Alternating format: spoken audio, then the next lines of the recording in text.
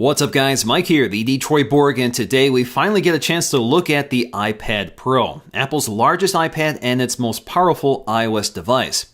It's available in three configurations, a 32GB or 128GB Wi-Fi only model at $799 or $949, or you can get the 128GB version with cellular for $1079. This effectively means you will need to spend almost $300 extra to get a cellular version of the iPad Pro, which is also the only version with a GPS antenna for navigation.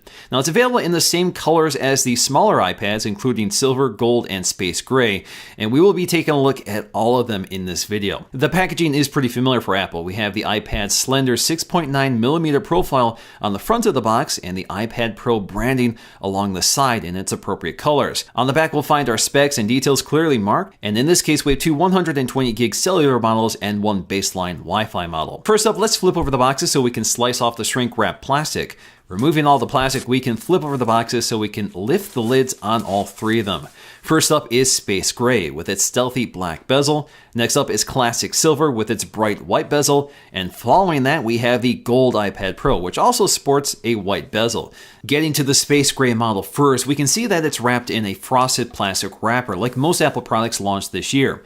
The iPad Pro feels very light for its size, and at 1.57 pounds, it's about as heavy as the original iPad, which certainly makes it much heavier than the iPad Air 2, which is a little less than a pound right now. Next up, in stark contrast to the Space Gray, we have the silver and white iPad Pro, also wrapped in frosted plastic. And as you can see, in this case, we have a cellular version, which has a white plastic trim piece at the top for radio transparencies. And lastly, we have the gold model, which will match my existing gold iPad Air 2 and iPad Mini 4, which we'll compare to in this video. This is also a cellular model with a white plastic trim piece at the top. Now, if we had a cellular version of the Space Gray iPad Pro, this piece would have been black instead of white. Accessories are the same for both, including a 12-watt power adapter, which is used to charge the iPad's large 38.5-watt battery, which should last 10 hours of normal use over Wi-Fi. The charger also has a removable wall adapter to add extension cables or international adapters. And of course, we need a lightning cable, so a USB Type-A to lightning cable comes included, which is nicely wrapped up. And lastly, we have a packet containing a SIM ejection tool, something you won't find included with the Wi-Fi models. Inside the packet, we'll also find a quick start guide, warranty information, and some white Apple stickers. Before we take a close look around, let's boot up our iPad Pros to get them set up for the first time. Incidentally, the boot screen on the iPads match the bezel colors for each iPad. Now, like the other iPads, the iPad Pro does incorporate Touch ID, which works with Apple Pay. The setup is a familiar process, and you can skip this if you want and set it up later. iPad Pro unfortunately does not pick up the lightning-fast Touch ID 2 sensor from the newest iPhones. So taking a closer look at the iPad Pro, we are confronted with a truly massive 12.9-inch 4x3 LCD IPS display with a Retina resolution of 2732 by 2048, which is good for 264 pixels per inch, making it the highest resolution display on any iOS device today, but with the same pixel density of the iPad Air 2. Now, like all recent iPads, the display is laminated to the glass with no visible distortion when pressed, although you can see the glass and display flexing if you press firmly. At the top, you'll find the venerable 1.2 megapixel FaceTime HD camera with an f2.2 aperture, which is good for 720p HD video. This is effectively the same camera we've had on recent iPads for a couple years. Down below, we'll find our home button incorporating Touch ID, which is covered in sapphire glass and surrounded with a color-matched metal ring, which acts as a capacitive trigger for the Touch ID feature. Along the back, you'll find no major design revolution here. It looks like all the current generation iPads with a rigid, all-aluminum unibody frame and a polished, color-matched Apple logo at the center, which is once again a standalone component and not etched into the metal. So again, nice attention to detail. In the upper corner, we'll find an 8-megapixel iSight camera flanked on either side by a set of dual microphones. The camera is also the same one we've seen for a few years now and is good for 1080p HD video with autofocusing and software stabilization. Along the top edge, we'll find the power sleep wake button, and nearby we'll find a set of volume controls with a polished indent between them. At the opposite corner, we'll find a headphone jack with a color-matched insert. And at the bottom, we have a lightning connector, again with a color-matched insert and metal surround. On the cellular models, we'll find a nano SIM tray on the lower right side with an Apple SIM already included.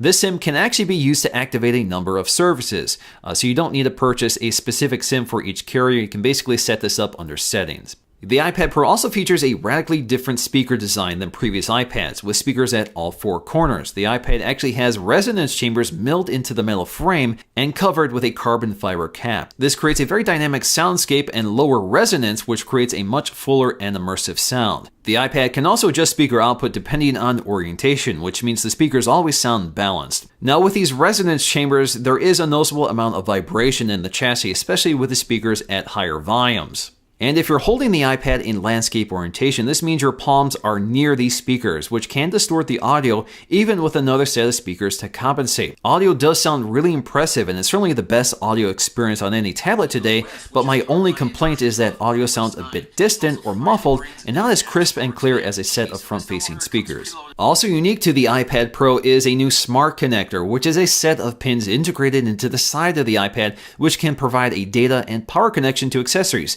such as the official Apple keyboard case or third-party cases like this Logitech case. This means accessories don't need to provide their own power and no Bluetooth connection is needed. It's all powered by the iPad through this connection. This is particularly nice for backlit keyboards like this Logitech keyboard, which would otherwise have to be charged frequently in order to maintain that backlighting. In terms of specs, the iPad Pro is packing Apple's new A9X CPU, which is a dual-core processor clocked at around 2.25 GHz with 4 gigs of RAM. This leads to a very impressive Geekbench score, besting the single-core scores of the iPad Air 2 and the Mini 4 by a significant margin.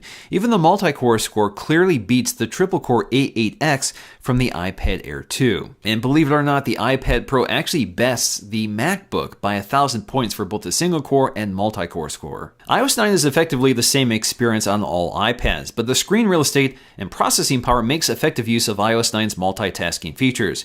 Now we have slide over that allows you to peek into apps by swiping in from the right edge in either portrait or landscape orientation. Or we can swipe to expand them for side-by-side windowing. This is only available for apps that support scaling, which includes all Apple apps. But effectively, this allows you to interact with two apps at the same time, and iOS 9 handles this very smoothly and seamlessly.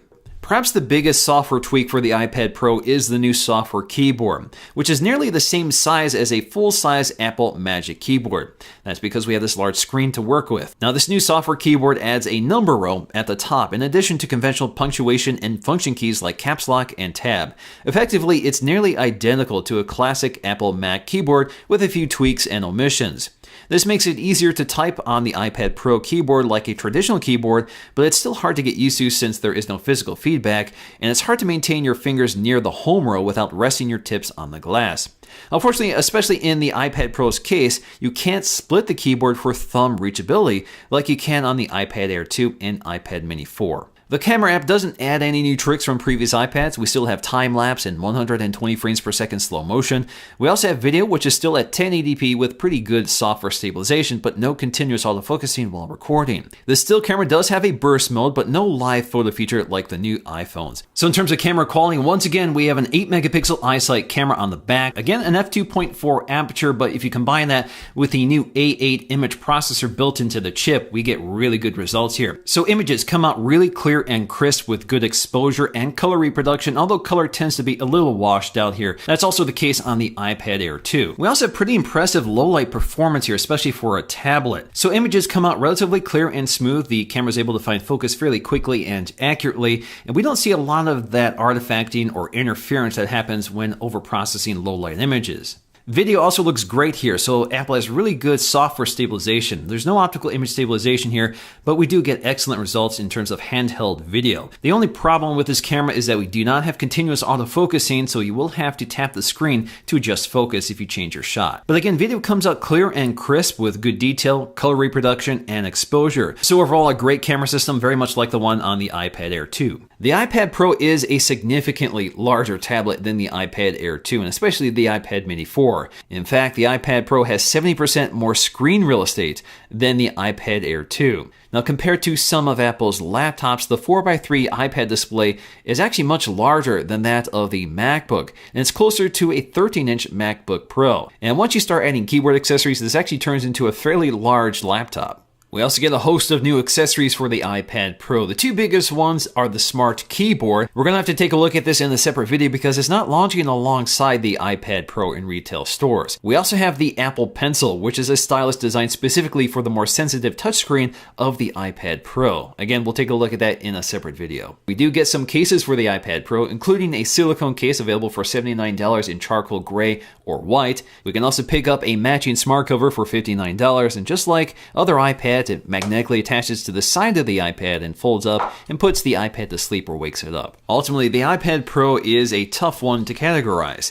It means different things to different people. For me, it's a laptop with LTE and a touchscreen. To others, it's a digital sketch pad or a bigger display for media consumption and gaming. But ultimately, it's a more powerful tool than before, but its size and heft means it's not really just a larger iPad Air. Using the iPad Pro is a very different experience. So the challenge for an iPad shopper is to determine what they need or what they want from their tablet or laptop. Alright guys, so before I go, what I want to know from you guys is how would you use your iPad Pro? Let me know in the comment section below. Alright guys, so that's going to do for me in this video. Hope you guys enjoyed it. Thanks for watching, and I'll see you again in the next video.